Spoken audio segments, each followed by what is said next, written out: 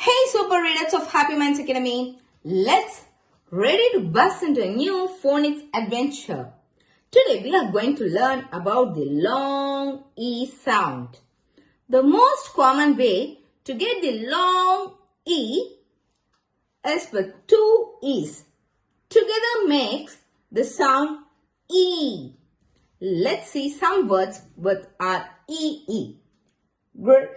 In, green, ease, cheese, eat, sleep. Another way to make the long E is with E and A. Together makes the sound E. They are also a vowel team. Let's see some words with E-A. Eat, leaf, leaf, each, peach. Now, can you find out a long E sound? Now, what we do with the book? Read. Yes. Eat. Read. Sometimes a single E at the end of the word can make a long E sound.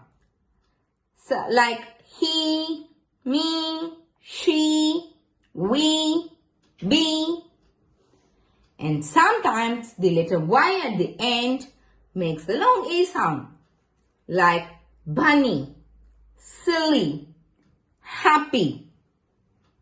And don't forget, there are other special vowel teams like I, E and EY make the sound E in the words like peace, key. If you like the video, give a thumbs up and subscribe for more phonics fun.